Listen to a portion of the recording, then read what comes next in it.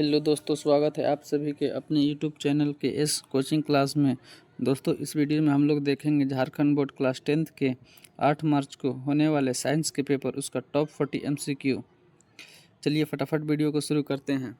सबसे पहला प्रश्न, किस दर्पण में वास्तविक फोकस होता है? ए अवतल, बी उत्तल, सी समतल, डी इनमें से कोई नहीं। इसका सबसे सही आंसर हो जाएगा दोस्तों ऑप्शन नंबर ए अवतल। अगला प्रश्न, मोटर वाहन के सामने कौन सा दर्पण लगा होता है? ए अवतल, बी उत्तल, सी समतल, डी इनमें से कोई नहीं। इसका सही आंसर हो जाएगा ऑप्शन नंबर बी उत्तल। अगला प्रश्न, यदि एक लेंस की क्षमता 2D है जिसकी फोकस दूरी क्या है? इसका सही आंसर हो जाएगा option number C -50 centimetre. P बराबर 1/f होता है। आप इस पर इसका मान रख दीजिएगा, आपका सही आंसर निकल कर आ जाएगा। अगला प्रश्न, निम्न में से किस माध्यम का अपवर्तनांक अधिकतम है? ए हवा, बी जल, सी सीसा, डी हीरा। दोस्तों, इसका सबसे सही आंसर हो जाएगा हीरा। हीरा का अपवर्तनांक सबसे अधिक होता है। अगर अपवर्तनांक सबसे कम पूछे तो सबसे कम अपवर्तनांक हवा यानी वायु का होता है। नेक्स्ट प्रश्न, प्रिज्म द्वारा प्रकाश की कौन सी परिघटना घटती है? ऑप्शन ए परावर्तन, बी अपवर्तन, सी इनमें से कोई नहीं। इसका सही आंसर हो जाएगा दोस्तों वर्ण विक्षेपण। प्रकाश में परिघटना वर्ण विक्षेपण की घटती है। अगला प्रश्न, जरा दृष्टि दोष किस प्रकार के लेंस द्वारा दूर किया जाता है? ऑप्शन ए अवतल, बी उत्तल, सी द्विफोक्सी लेंस, डी इनमें से कोई नहीं। इसका सही आंसर हो जाएगा ऑप्शन सी द्विफोक्सी लेंस। खतरे का निशान किस रंग का बना होता है? ऑप्शन ए नीला, बी लाल, सी हरा, डी पीला। दोस्तों, तो सभी को पता होगा खतरे का निशान लाल रंग का बना होता है। विभवांतर का एसआई मात्रक है? Option A volt, B ohm, C coulomb, D ampere. दोस्तों, इसका सही आंसर हो जाएगा वोल्ट। विभवांतर का एसआई मात्रक वोल्ट होता है। विद्युत परिपथ में धारा की माप के लिए किसका उपयोग किया जाता है? ए वोल्ट मीटर, बी गैलेनोमीटर, सी अमीटर, डी इनमें से कोई नहीं। इसका सही आंसर है अमीटर। अमीटर का उपयोग किया जाता है। किसी बल्ब से 1 मिनट में 120 कूलम का आवेश प्रवाहित होता है तो प्रवाहित धारा का मान होगा ए 1 एम्पियर, बी 2 एम्पियर, सी 4 एम्पियर, डी 3 एम्पियर। दोस्तों, इसका सही आंसर हो जाएगा ऑप्शन नंबर 2 यानी बी 2 एम्पियर। नेक्स्ट प्रश्न, एक यूनिट ऊर्जा का मान है? ए में 3.6 × 10⁻6 जूल, 3.6 × 10⁻3 जूल, सी 3.6 × 10⁵ जूल, डी 3.5 × 10⁴ जूल। दोस्तों, इसका सही आंसर हो जाएगा ऑप्शन नंबर ए 3.6 × 10⁻6 जूल। अगला प्रश्न देखते हैं दोस्तों। विद्युत धारा प्राप्त करने की युक्ति को कहते हैं? ए जनित्र, बी अमीटर, सी मोटर, डी गैलेनोमीटर। दोस्तों, इसका सही आंसर हो जाएगा जनित्र यानी ऑप्शन नंबर ए। लघुपतन के समय परिपथ में विद्युत धारा का मान हो जाता है? ऑप्शन ए बहुत अधिक, बी बहुत कम, सी 0, डी इनमें से कोई नहीं। दोस्तों, इसका सही आंसर हो जाएगा ऑप्शन ए बहुत अधिक। नीला लिटमस पेपर किससे लाल हो जाता है? ए अम्ल, बी लवण, सी क्षार, डी इनमें से कोई नहीं।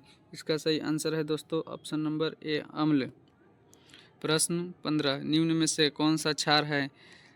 CH3COOH, बी HNO3, सी NaCl, डी NaOH। दोस्तों, इसका सबसे सही आंसर है D option D NaOH। Gypsum का रासायनिक सूत्र? दोस्तों, आप सभी को तो याद ही होगा जिप्सम का रासायनिक सूत्र। Option number C B CaSO4 × 2H2O यानी ऑप्शन बी। समीकरण CaCO3 से बनाता है CaO + CO2 में किस प्रकार का विक्रिया है? दोस्तों, ऑप्शन ए संयोजन, बी वियोजन, सी विस्थापन, डी इनमें से कोई नहीं।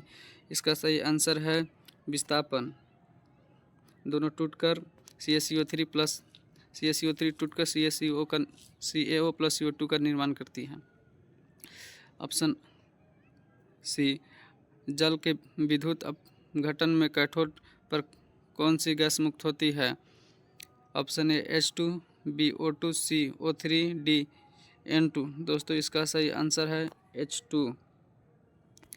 अगला प्रश्न, उपचयन अपचयन अभिक्रिया का दूसरा नाम क्या है? संक्षारण, विकृत गंधिता, रेडॉक्स, इनमें से कोई नहीं। इसका सही आंसर है ऑप्शन सी रेडॉक्स। निम्न में से विद्युत का सर्वोत्तम चालक है? ए Cu, बी Fe, सी Al, डी Zn। दोस्तों इसका सही आंसर है ऑप्शन ए Cu, विद्युत का सर्वोत्तम चालक है। चलिए आइए अगला प्रश्न देखते हैं। गंधक एक है, धातु है, अधातु है, मिश्रण है या उपधातु है? दोस्तों इसका सही आंसर है गंधक एक अधातु है। सीसा और टीन के मिश्र धातु को कहते हैं? दोस्तों इसका सही आंसर हो जाएगा सोल्डर। सीसा और टीन के मिश्र धातु को सोल्डर कहते हैं। अगला प्रश्न, CnH2n+2 किसका सामान्य सूत्र है? दोस्तों ये तो आप सभी को भी याद होगा, ये एल्केन का सामान्य सूत्र होता है। नेक्स्ट प्रश्न, एल्डिहाइड का पर्याक्रमात्मक सूत्र है? Option A OH, option B छूट गया दोस्तों, CHO, सी में COOH, डी में COOH। दोस्तों इसका सही आंसर हो जाएगा ऑप्शन नंबर बी CHO। अगला प्रश्न, एथेनॉल सोडियम से अभिक्रिया कर कौन सा गैस बनाता है?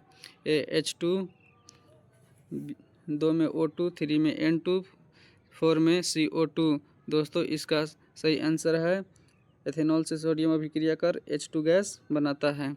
अगला प्रश्न, आधुनिक आवर्त सारणी में आवर्तों की संख्या है? एक में 7, बी में 8, 3 में 9, 4 में 18। दोस्तों इसका सही आंसर है ऑप्शन ए 7। आवर्त सारणी की संख्या 7 होती है। प्रश्न 27, स्वपोषी पोषण के लिए आवश्यक है? CO2 तथा जल, क्लोरोफिल, सूर्य के प्रकाश। दोस्तों स्वपोषी पोषण के लिए इनमें से सभी आवश्यक है, यानी इसका सही आंसर हो जाएगा इनमें से सभी। जठर ग्रंथि पाई जाती है अमाशय में, फेफड़ा में, यकृत में, ग्रहणी में? जठर ग्रंथि अमाशय में पाई जाती है दोस्तों। नेक्स्ट प्रश्न, पीत रस का स्राव होता है अग्नाशय द्वारा, छोटी आंत? दोस्तों ये मिस्टेक से गलत टाइपिंग हो गया, ये है छोटी आंत द्वारा। 3 में ग्रहणी, 4 में यकृत द्वारा। दोस्तों इसका सही आंसर हो जाएगा छोटी आंत द्वारा, ऑप्शन सेकेंड। सबसे छोटी अंतःस्रावी ग्रंथि कौन सी है? एड्रीनिन, पिट्यूटरी, मेडुला थायराइड। दोस्तों इसका सही आंसर हो जाएगा ऑप्शन ए एड्रीनिन, सबसे छोटी अंतःस्रावी ग्रंथि।